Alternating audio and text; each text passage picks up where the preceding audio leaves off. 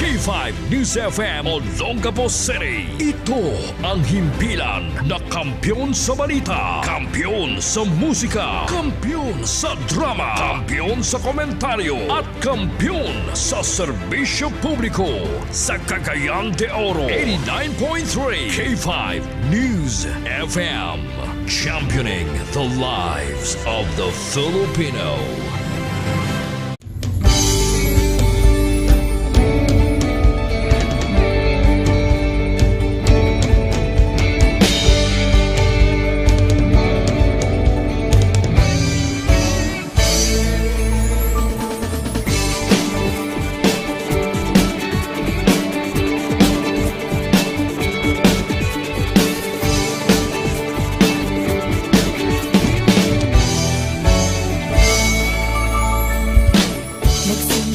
Sa isang pangarap, unti-unting natutupad, kasama mong lilipad sa tagumpay ng bawat buhay.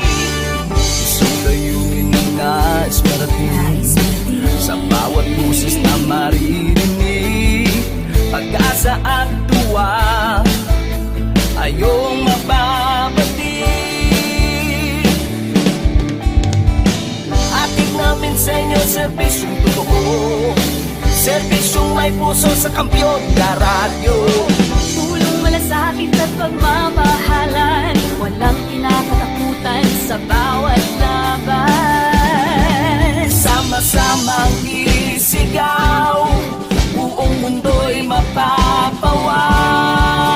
Wow! Ay, Ito ang K5 News FM.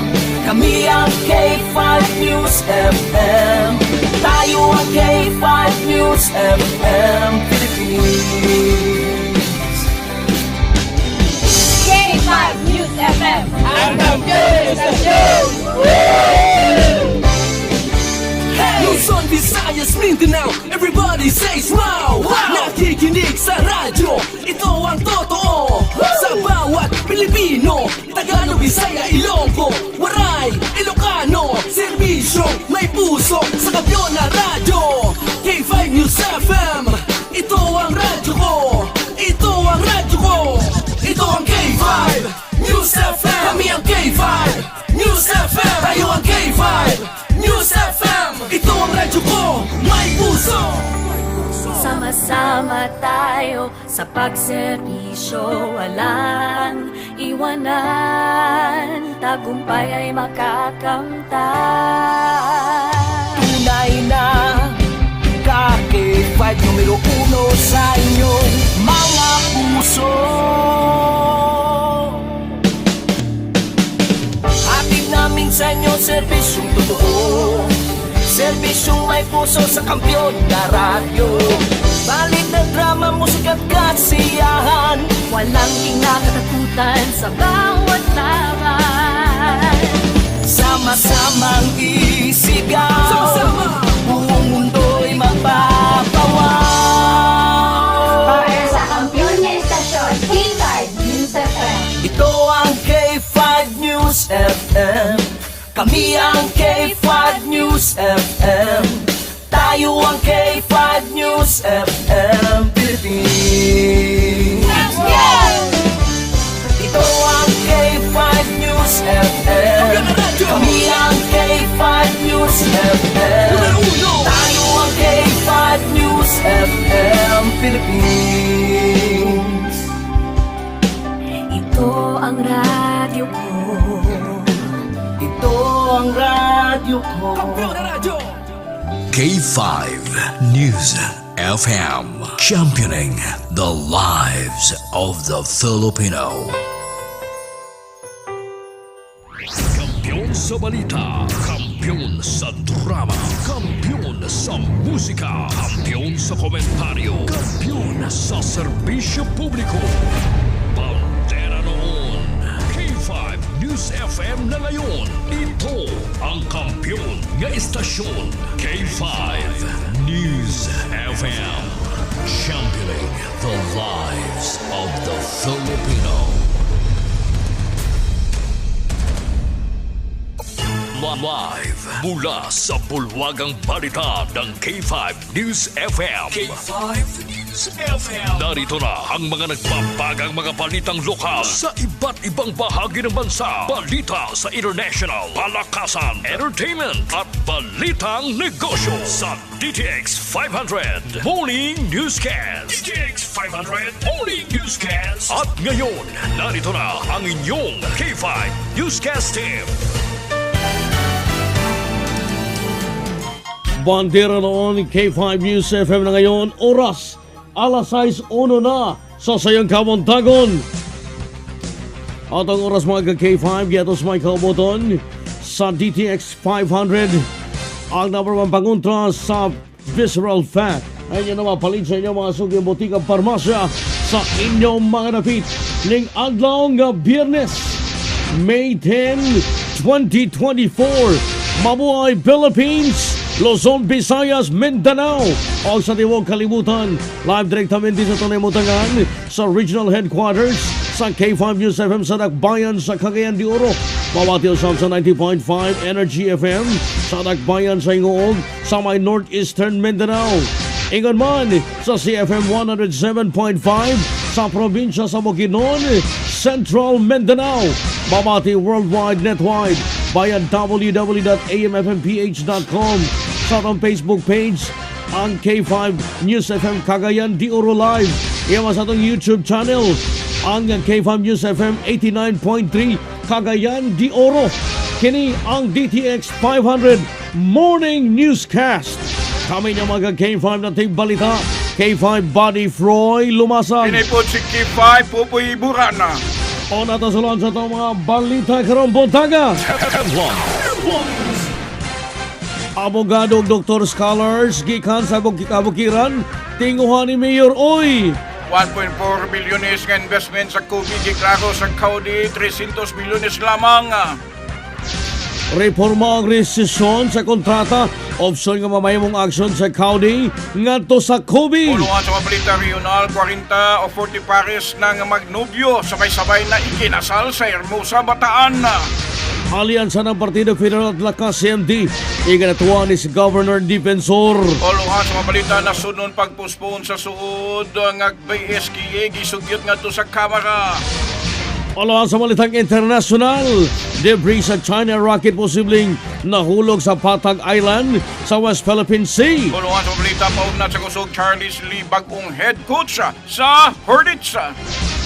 Sa atong balitang showbiz, mga ilanong celebrity nga mi-attend sa MET Gala nagpinagarbuhay sa OOTD.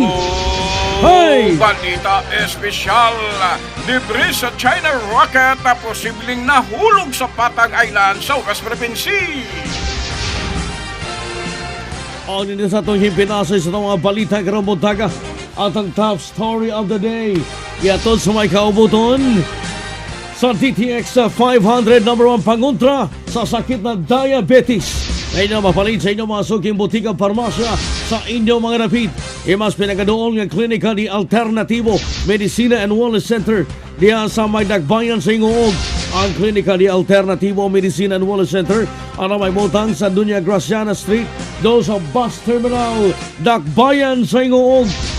Mga K5 daw ang damgo sa kabukiran labi na sa mga lumad o na kaniyang tribo nga makabaton sa dekalidad ng edukasyon sa mas magbaton sa kadoktor iman abogado damgo usam ni Cagayan de Oro City Mayor Rolando Clarix Uy. Kining inungdan nga giatagan og gibukaton sa mayor ang maghatag sa scholarship program alang sa matinud-an gikan sa kabukiran. Ibasalig ni Mayor Uy nga makasuod sa scholarship program ang kakugi og sakripisyo na lang sa pagtuon ang giginahanglang buhaton sa mga kabataan gikan sa kabukiran. Matod pa ni Mayor Oy, damgo na ako na makagitaog makabaton og doktor o mga abogado gikan sa kabukiran tungod sa scholarship nga gitanyag sa syudad.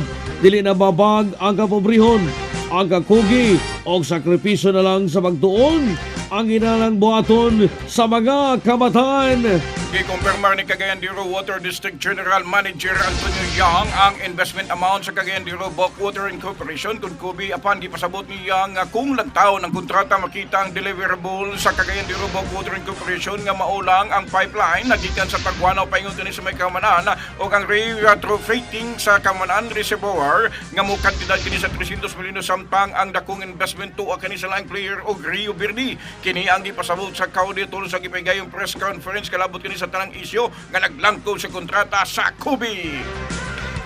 Mga balita lokal atos may kaubuton sa D3 Bio. Ang D3 nga dunay BCO, ang BCO na dunay D3 o sa natural antiviral, antibacterial specialist pangontra sa sakit na pertussis o whooping cough. Sa inyo mapalit sa inyo mga suking botikang parmasya sa inyong mga napit. Mga ka-K5, giangko ni Cagayan de Oro City Water District Board Member Jerry Canyo nga posible nga ilang ipahamtang ang reformation o rescission sa sitwasyon karon sa ilang buhatan. Kinanggiangko ni Canyo atos magigayong press conference sa Kaudi. Apan nga pasabot ni Canyo nga ila bagining tunan kung mamahimo bang iban ang legal counsel nga mahimo sa maong aksyon.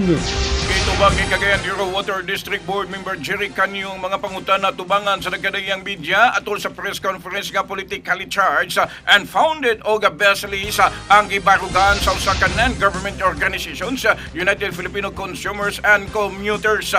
Mato ni Canyo politically charged ang maong grupo nga dunay political agenda. Gikasubo ni Canyo nga ang taho sa UFCC walay basihan gumikan ang kaudi sa usa ka government-owned and controlled corporation.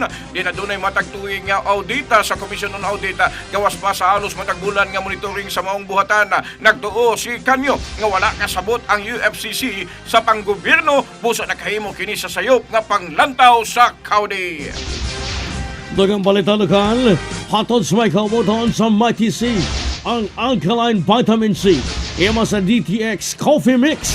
Nakakapi ka na, nakadetox ka pa. Ngayon sa mapalit sa inyong mga suging botika parmasya sa inyong mga napit. Mga ka-K5, walay plano nga kumplituhon ni Misamis Oriental Governor Peter Sr. Pedro Onabia. Ang opat ka slate nga iyang gisuportahan nga motabok sa syudad sa Cagayan de Oro sa 2025 elections. Kinigiklaro ato sa press conference sa Kapitolyo Provincial. Matod pa ni Governor Onabia, maalamon ang miyembro sa City Council o dili stamping pad sama sa sangguniang panlalawigan. Iyang gisaysay nga kumakuha ni Mayor Clarix Oy ang unom kasigurado magatabang ang upat ka mga kandidato kayang giendorso nga matod niya siguradong molusot na sa 2025 elections. Ginugang ni Governor Onabia mailang tumong nga matabangan ang katawan nga makabot sa higit ang kalambuan sa Metro Cagayan de Misamis. Aniya ang pamahay ni Governor Senior Peter Onabia. Ang plano nga ikumplito ang slate, wala. Duha-duha ra yun. But remember, naay team si Congressman Bambi. Ang tipis pamahay ni Governor Peter Senior Pedro Onabia. Deklara ni Governor Peter Senior Pedro Onabia nga angay wala na gamitong plastic mineral water sa Kapitolyo Provincial.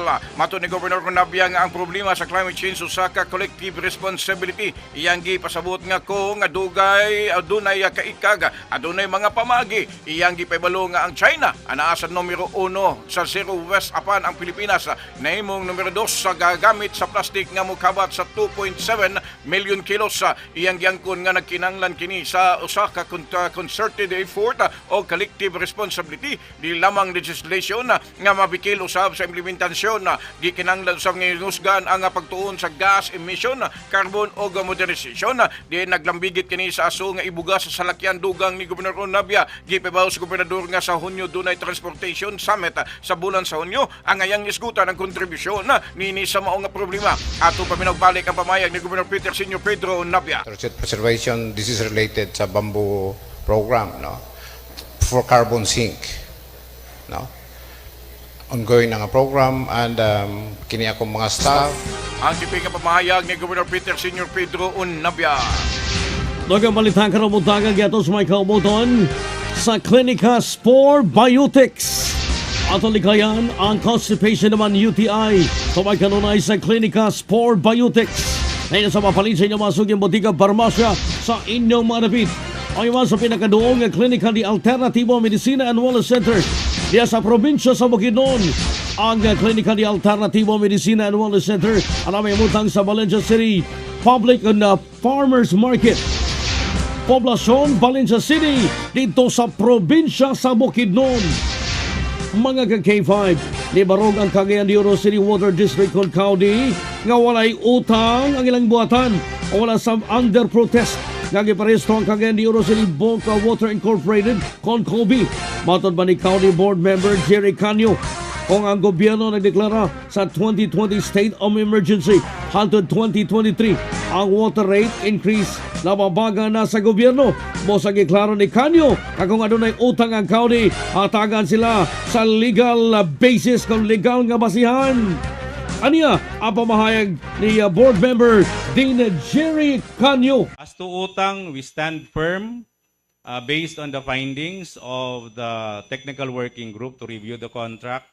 Our purchase order is cleared by COA. Wala may balance, walay objection, walay under protest nga gi-register ang COBE. So therefore, wala may balance, wala may utang. Antibis pamahayag ni County Board Member Dean Jerry Canyo. Nanawagan ng Cagayan de Oro City Water District sa tanan, set the record straight at likayan ang sayop nga impormasyon. Mato ni County Board Member Jerry Canyo nga makurik ang sayop nga impormasyon nga gagawas o galugwa sa social media o akusasyon nga walay basihan. Iyang gisaysay nga bisan ang national network one-sided ang presentation o wala gikuha ang ilang side. Iyang gipasabot nga able o abli ang County sa paghatubag o gapaghatag sa tukmang impormasyon. Aron maklaro ang isgutanan atong paminahon pamayag ni County Board Member Jerry Canyo. Ato untang makorek ang gagawa sa social media ug sa bisan asa pa nga mga platforms nga magsigi og akusar sa members sa board sa Cagayan de Oro City Water District nga bisan unsa na lang ang mga accusation baseless nga wa gali sila mukuha og pamahayag. Ang tiping nga pamahayag ni County Board Member Jerry Canyo. Tinit sa taga local digital news. Positibong tao sa palibot dakong na tabang alang sa taong doon ay mental health issue. Sigon pa ni Miss Earth 2023 K5 Charlie Perry K5 mo. Dakong tabang alang sa mga kabataan nga mapalibutan sa taong dunay positibong panglangtaw sa kinabuhi kini aron sa pagbalanse sa mental health hilabi na kung adunay nahiagumang kalisdanan. Matod ni Miss Earth 2023 Drita Zere sa Albania nga kaniadto pa niyang pangandoy ang mahimong sikat nga valley dancer apan sa wala damhang panghitabo wala na kini makasayaw sa entablado og daw nawad-an sa paglaom apan may gani na lang kay ana ay mga taong niduyog kaniya og nakagiya paingon sa pagkabot sa corona, isip Miss Earth 2023. Every day we learn more, and even when the day we die, we don't know everything, we have not known everything, and we have not lived everything. What we can do is make the most with what we have and with who we are surrounded with. So that's the message that I can give for mental health and to all those who are currently fighting it. I really, really hope that one day you well and you go back to how you felt once and you say, oh, I'm so strong because I did this and I went through it. Because I believe that people can go through it because people are strong. People have created many amazing things, wonderful things, and they can get to mental health with just a little bit of strength, maybe pushing through it, and sometimes when they're blessed, having the right people besides them. Ang pamahayag ni Reigning Miss Earth 2023, Drita Zere atol sa pahigayong press conference sa Manolo Fortich, Bukidnon. Detalye sa pambalita hatod kanato sa Mighty C, the alkaline base nga vitamin C. Kini si K5 Charlie Perry para sa Kampiyon sa Balita, Serbisyo Publiko Kalingawan sa Nagbayan sa Cagayan de Oro. 89.3 K5 News FM. Balitang Regional. At ang balita regional, hatos may kaubuton sa Extend Food Supplement for Men para sa laban ng pamatagalan. Ay nasa mapalit sa inyo mga suging botigang parmasya sa inyo mga David. Dito sa K5 News FM Olongapo. 40 paris ng magnobyo sabay-sabay kinasal sa Hermosa, Bataan. K5 Ruel Tarayaw, K5 Kasabay ng pagdiriwang ng Araw ng Hermosa, sabay-sabay na ikinasal nitong Miyerkules ng umaga ang 40 pares na mga magsing-irog na ginanap sa covered court ng Hermosa, Bataan. Inangunahan ni Hermosa Town Mayor Jopet Inton ang pagkakasal sa 40 magnobyo sa ginanap na kasalambayan sa Hermosa, Bataan. Nagsilbing mga ninong at ninang sina Bataan Governor Joed Garcia na kinatawan ni Miss Michelle Caraig, SBMA Director at Hermosa First Lady Attorney Ann Inton at First District Board Member Attorney Tony Roman. Sumaksi din sa ginanap na kasalambayan ang opisyal na Philippine Statistics Authority na si Miss Maria Rosario de la Rosa. Ang mga magnobyong sabay-sabay na ikinasal ay diretsyong maitatala sa PSA ang kanilang marriage certificate. Tumanggap din ang 40 pares ng bagong mga kasal ng mga regalo at cash gift mula sa kanilang mga ninong at ninang. Ang balitang ito ay hatid sa inyo ng Mighty C para sa pang-araw-araw na pangangailangan uminom ng Mighty C, the Alkaline Vitamin C. Ito si K5 Ruel Tarayaw para sa Kampiyon sa Balita, Serbisyo Publiko at Kasiyahan sa Olongapo, K5 News FM. Dako naman tayo sa K5 News FM Iloilo. Alyansa ng Partido Federal at Lakas CMD. Ikanatuwa ni Governor Defensor K5 Alex Escalante. K5 mo. Ikinatuwa ni Iloilo Governor 3rd Defensor Jr. ang alyansa sa gitna ng Partido Federal ng Pilipinas at Lakas Christian Muslim Democrats o Lakas CMD. Anya may magandang epekto ang alliance ng dalawang partido at mapapadali rin ang pagbibigay ng serbisyo sa mga tao. Wala namang problema sa pagsasama ng mga miyembro ng dalawang partido dahil sila ay magkakakilala na at dati nang magkatrabaho. Working well with the Lakas because of the speaker. The speaker is our friend and a party mate also. You know why? We were original members of Lakas in 1992 when the party was established, when President Ramos ran for president, the Lakas NUCD, Lakas National Union of Christian Democrats. Right now it's different. We were original members up to the time when GMA was the president, Gloria Macapagal Arroyo. So the members of Lakas are our friends. We have worked with them.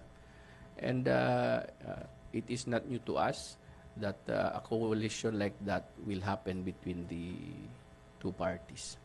Sa ngayon, hinihintay pa kung kailan manunumpa ang mga bagong miyembro ng Partido Federal ng Pilipinas. Ito si K5 Alex Escalante para sa Kampiyon na Balita, Serbisyo Publiko at Kasiyahan sa Iloilo. K5 News FM. Diretso to sa Dakbayan sa Ingoog, LBGTQ. Nagpagamatay gamit ang electric wire sa Saka Barangay dito sa Dakbayan sa Ingoog.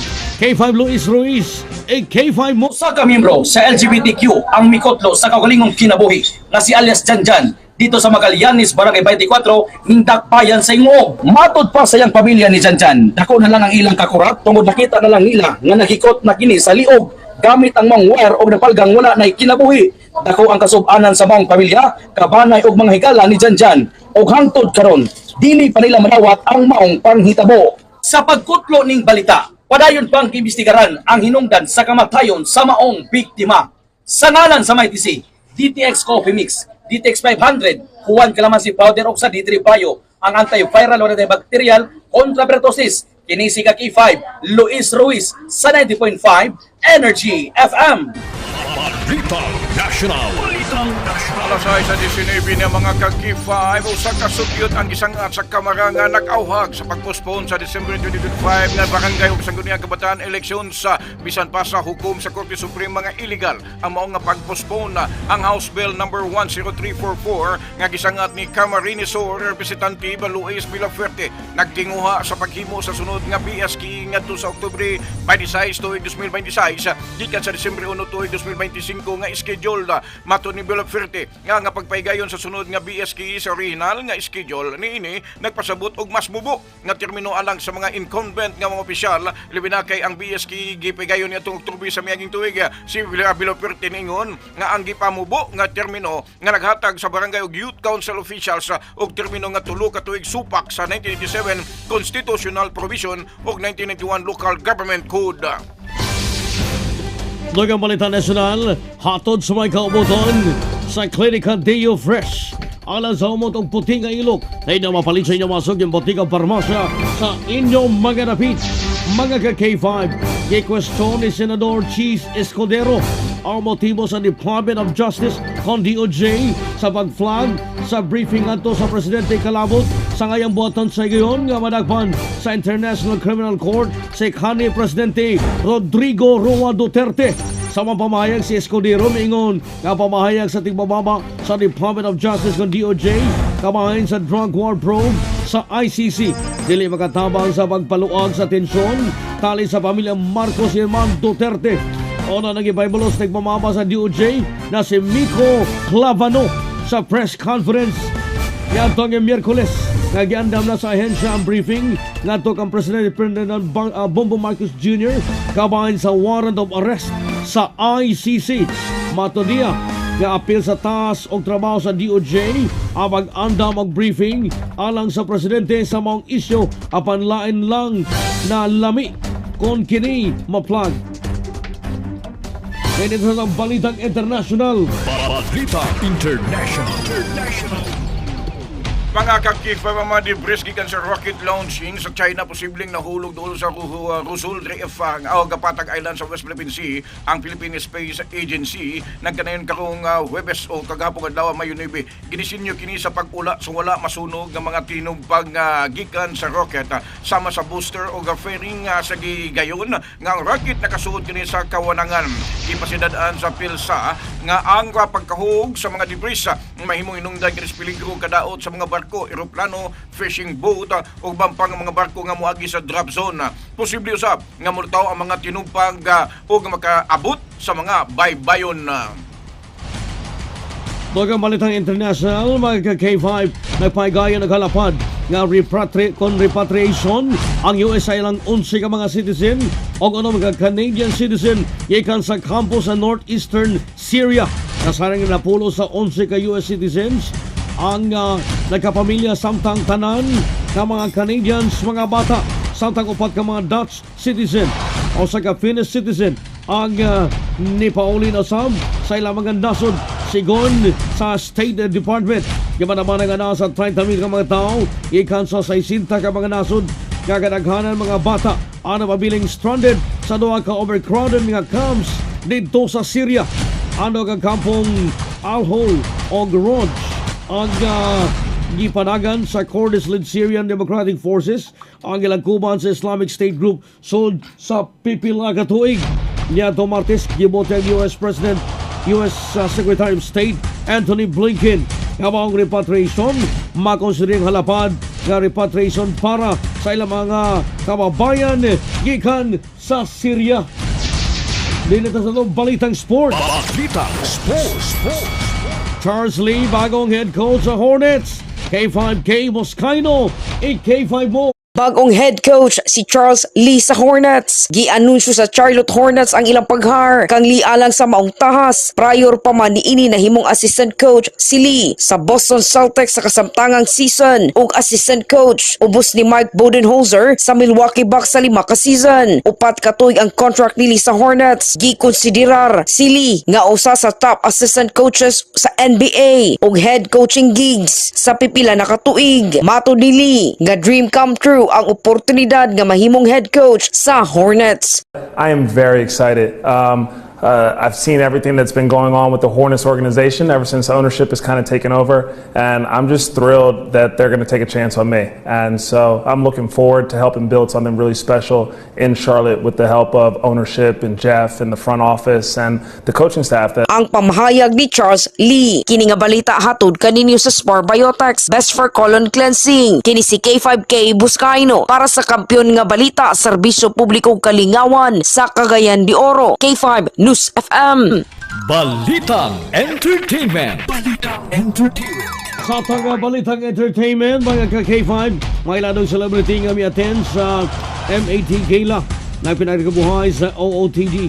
K5 Sai Ilia Vera, a K5 mo. Agaw eksena ang pegs mga dagkong pangalan nga mga celebrity sa ilang pag-attend sa tinuig nga Met Gala sa New York. Sa tebang Garden of Time sa usa sa pinakadakong fashion event sa tibuok kalibutan, of course, dili magpalupig ang matag artista. Doon ay pipila sa mga niini mga ka-K5 nga literal nga very flowery ang OOTD. Doon na usab mga inspired sa balas ug ang uban mga basa nga shirt aron pina-wet look. Hisayran nga tinuig kining ginapahigayon aron nga makakolekta og pundo sa Metropolitan Museum of Art. Kini nga balita hatod kanato sa DTX Beauty Soap para sa balat na sobrang soft and smooth. Kini si K5 Sai Olivera para sa kampiyon nga balita sa serbisyong publiko o kalingawan sa Cagayan de Oro. 89.3 K5 News FM. Balita Extra Special. Mga ka-K5! Mayong buntag na tuntanan. Ano yan nasa pangatong balita espesyal. Katuan dilipan to na lang ta madali makaigsunan. Usa ka katingad-an nga 911 nga tawag sa emerhensiya ang gihimo sa usa ka tawo sa Boston dito sa may Amerika. Gitawag lang ni Chris ang 911 aron malipay ang usa ka tawo sa ikabay-5 niya nga adlaw na tawhan. Giseryoso sa kapulisan ang Bertie West ni Chris. Ang istorya sa kapulisan nga sa una nagtuo sila nga prangko lang kini mao nga ilauna nga gi-verify kung birthday bagyod ni Chris ug aron masiguro nga husto ang impormasyon niadto dayon sila sa balay sa nanawag aron sorpresahon na gidala sa pulis si Chris og mini nga cake ug gikanta usab ang happy birthday. Matud pa ni Chris ang yanong sorpresa ug pahiyom sa mga pulis mao'y nakahatag kalipay sa iyang adlaw na tawan. Pagi ko magpulis kulpaan yung mga prank no. Puso na magkamapanahon na. Partang kuyawan na nila. Ladies at number one song in the past. Atras tapig K5 Popoy. Sa tuig 1987. 87. Sa diya sikat kining mawang awit ni Keen Laszlo. Also known as Gianni Coraini. Muna yan tinuon nga lang. Ay ang kantang Tonight.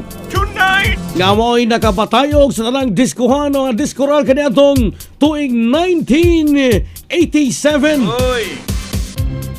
At ang dugayan na gani boy. Sabi yun. Kasi kata ni 1987 biggest dance tune from Ken Laszlo. Tonight. Today. O yung tanang bailihan ani sa panahon. Extended pa rin yung dugay kayong vocals. Dugay na kayong vocals na. Pero ilado ka ni Boy. Lagi. Okay. Nahimo ng hit song ka niya do. Ini nga panahon na Mayo Jess sa tuig 1987. Sa talang na taon ni Nadawa niya itong panahon ng 1987 Mayo Jess. Napaginaroon na kamo karon og 37 anyos. Bata pa sila po. Happy birthday. Happy birthday ng tanan. Happy birthday kang Alan Dance Break Francisco. Happy birthday. Saban, 30 City mo edad niya? 30 City siguro. Si Alan Dance Break Francisco. Okay. Dito sa ito palaptik po. Kana. Okay. Nagpaabot si Enz Ruel Wayan. PCJ. 671. Kana. 160.